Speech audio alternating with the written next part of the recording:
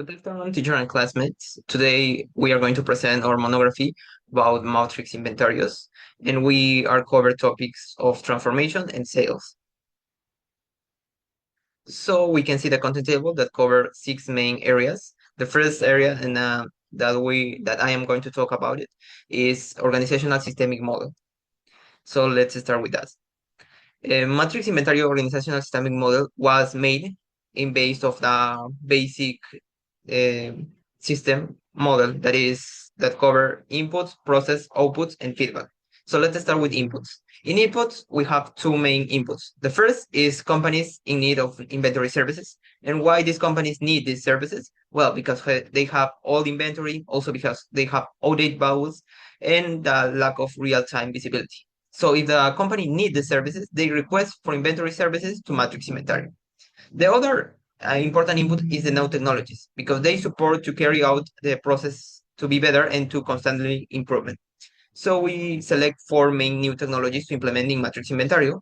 That is RFID, is radio frequency identificator, the EA for projection, the ERPIs, that is the robot process authentication, and the last one that is ERP, that is enterprise resource planning. Then we can pass to process. In process, we have four main process. The first is the budget and schedule preparation. That they basically depend of the quantity of inventory and how much time do you think that the process will made it. And the next process is the staff selection. Depending on the size of the company, you also select the quantity of personnel that do these inventory services. And the most important process is the execution of the inventory services. Also, the last one that is the preparation of report is so important because the report is the last document that you send to the client. So depend of that, you will receive your feedback. Then we can pass to the outputs. Then in that you have also two important outputs. The first is the updates inventory, sorry. That you update the database, you have a real-time dashboard in a comparison about the previously services of inventory and the currently services, the current values of the services.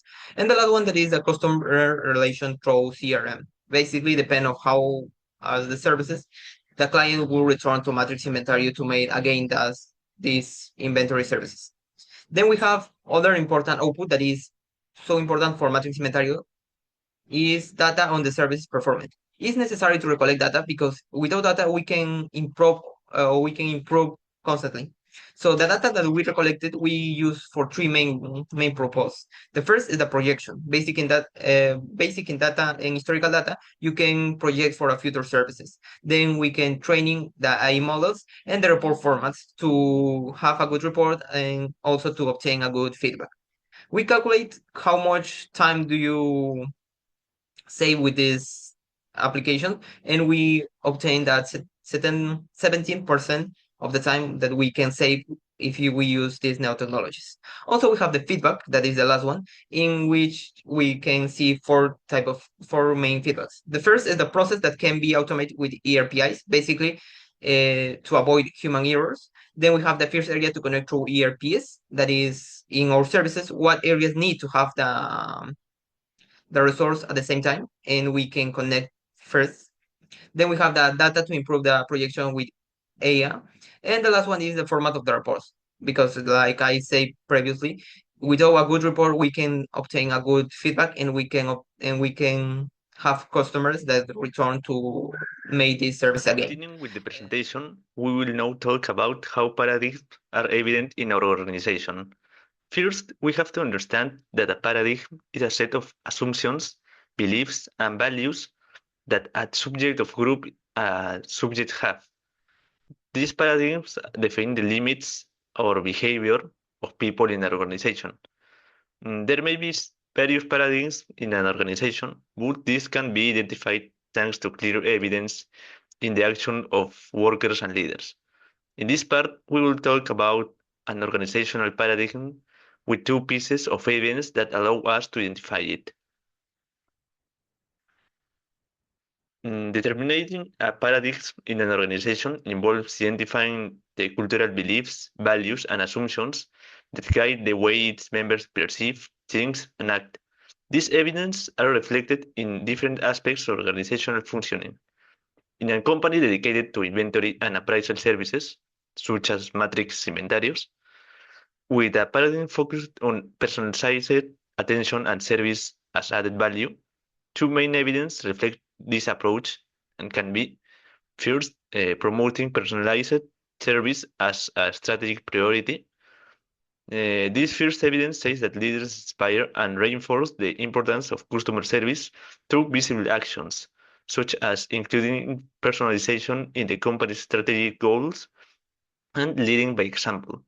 For example, the CEO or directors actively participate in meetings with key clients to understand their specific needs and transmit their commitment to personalized attention.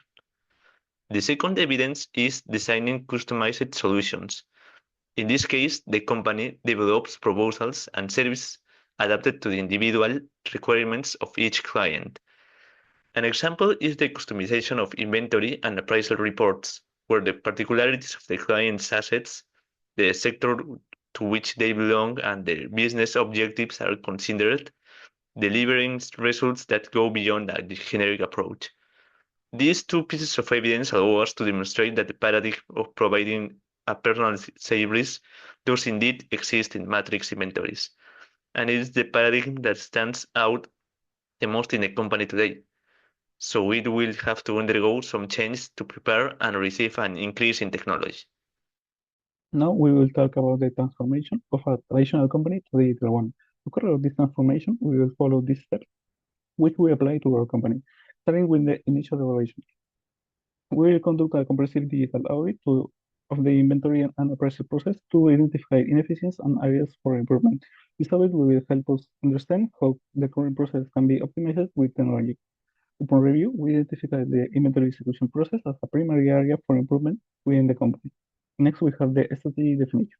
We will establish specific and measurable goals, such as improving accuracy and reducing inventory time by 30%. These goals will guide our efforts and provide framework for measuring success.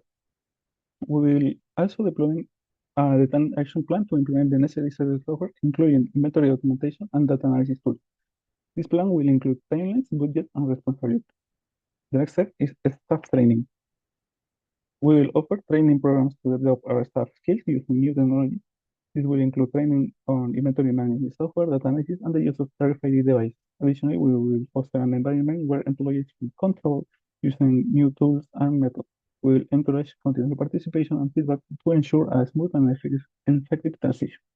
Next, we have the implementation of technology. We will implement the automation of inventory process using RFID technology and automatic report generation. This will increase the efficiency and reduce human errors. We will adopt advanced data analysis tools to improve the accuracy of inventory and appraisal reports. These tools will help identify patterns and trends and optimize the decision making. The process will be carried as shown in the image. Then we have monitoring and adjustment. We will establish key performance indicators, KPI, to measure the impact of the new technologies. For the inventory execution process, the most important indicator to measure is the average inventory time per asset. We will gather feedback for our customers and employees on the new tools and technology implemented, and we will use this feedback to make continual adjustment and improve to our process and service. Finally, we have the continuous innovation. We will stay updated with emerging technologies and evaluate the potential application in our process, always in search of innovations that can offer competitive advantages and improve our services. In my case, I speak about the digital sales plan. Let's start with the objective. Increase sales. The first objective is to grow online sales of inventory-related products and services by 25% in the next year. We will do this by improving our digital strategies. Expand market share. We want to bring 30% more customers by reaching new markets and offering great services. Improve operational efficiency. We aim to cut costs by 20% by using digital tools, automating tasks, and making communication with customers better, and encourages customer satisfaction. We want to make our customer happier and improve their satisfaction by 15%.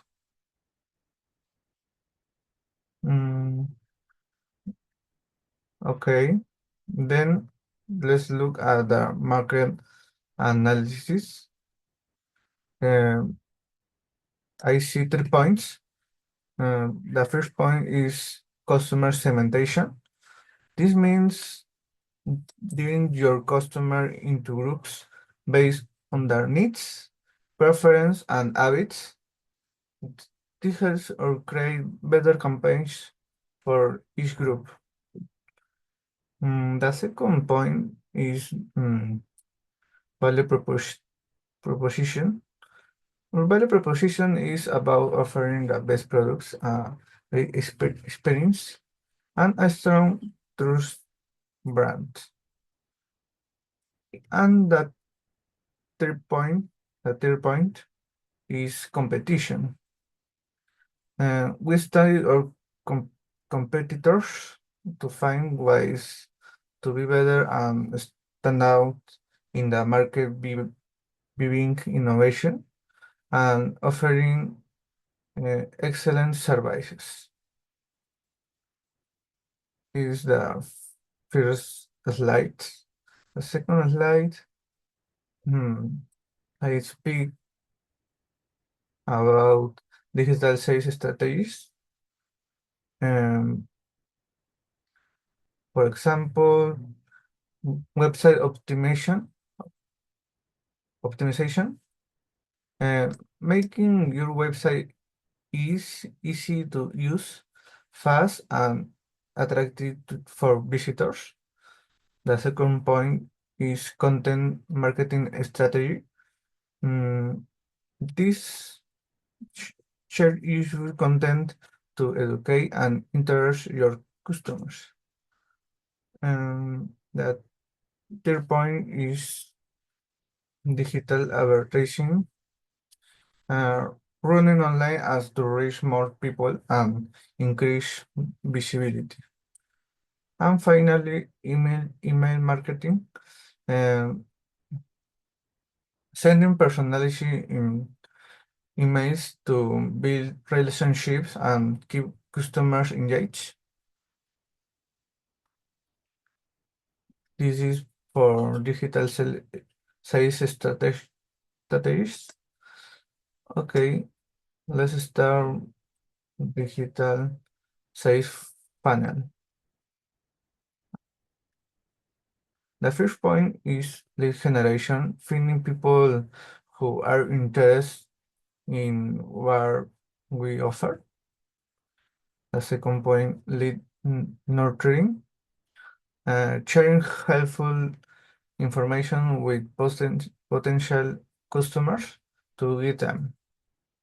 And finally, conversion, encouraging potential customers that buy through promotion or showing value.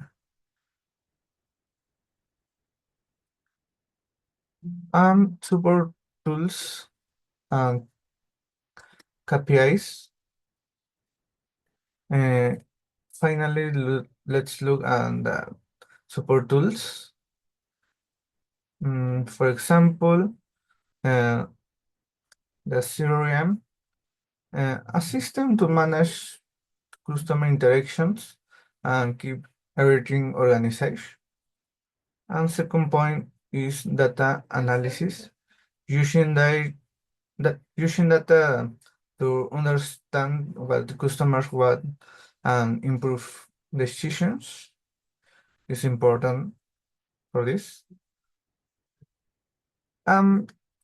KPIs and 4 points. Web traffic to see how many people visit your website. conversion rate to measure how many visitors become customers, customer satisfaction or NPS, and this is to check how happy your customers are. And the final point is revenue generation, to track how much money we make from your strategies. And now I'm going to talk about the application of omnichannel in matrix Inventarios. But first, we should note what is omnichannel. It's a key strategy for integrating an organization's communication, channels, and contact points. It has a difference with multi-channel. The multi-channel connects the key initiative only with the objectives, purposes, and benefits of the user of the company. But the omnichannel connects all the key initiatives between them and finally have a final connection with the center. The center is the benefits, the objectives, and the purposes of the user of the company. And now I'm going to tell about the 6K initiative that the group can find in this chapter, with the opportunity to find the application of omnichannel in matrix Inventarios. This is the graphic scheme. First is to implement a centralized CRM platform. CRM is customer relationship management. Well, this tool unifies customer information across all touchpoints.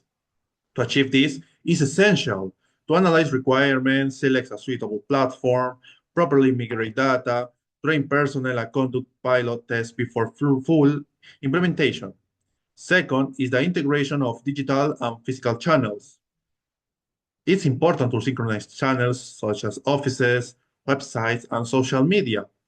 This can be done using integration tools, APIs, and connectivity tests, ensuring seamless interaction for customers. Third is the customer service automation. The use of chatbots, of virtual assistants, enables immediate responses to common inquiries, redirecting complex cases to human agents. This enhances efficiency and personalization in customer service. Fourth is the using data analytics for personalization. The data analysis is essential for identifying patterns in customers' interaction and providing personalized recommendations, specific promotions, and tailored services. Fifth is the optimization of internal and external logistics. Digitizing inventories and real-time trackings ensure efficient management, aligning internal operations with customer expectations. And finally, is the staff training and alignment. A well-trained team in omni-channel tools and processes is important, is crucial, is relevant because we can find the success of this strategy. This includes training program, practical simulations, and continuous performance evaluations. With the 6K initiative, we have one conclusion, that the omni-channel in this company not only enhances the customer experience, but also optimizes internal processes and strengthens a company market position. This part of the digital marketing plan, I will focus on 4K digital marketing strategies. First, search engine optimization. The main goal of SEO is to increase the visibility of our website on search engines, attracting more potential clients. The activities are as follow: optimize titles, meta descriptions, and hidden with relevant keywords. Create a specific service page for better client access, and build backlinks by collaborating with relevant websites. The benefit is to boost organic traffic and establish leadership in the sector. Well, we continue with content marketing. Content marketing aims to educate potential clients, demonstrate expertise, and build trust in our service. The activities are as follows: publish blogs about industry-relevant topics, offer downloadable guides and ebooks, create infographics and videos to simplify complex topics, and share content by social media, emails, and strategy partnerships. The benefit is to improve audience engagement and generate more qualified leads. Well, we continue with social media. Social media allows us to build a community, interact with clients, and promote our service in an impactful and visual way. The activities are as follow.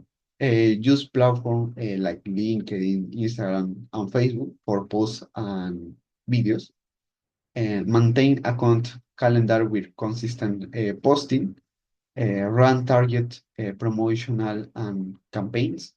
Respond to comments and messages to build a relationship. The benefit is expand brand visibility and attract interest clients. Well, we continue with email marketing.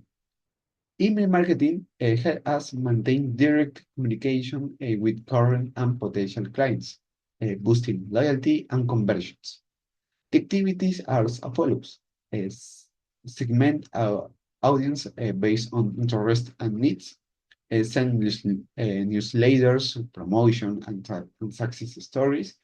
Use automation tools like MailChimp for personalized campaigns, and add clear call to action buttons like request a quote. The benefit is to retain existing clients and convert potential ones effectively. Well, that's all. Thanks for your attention, and we hope you like the presentation.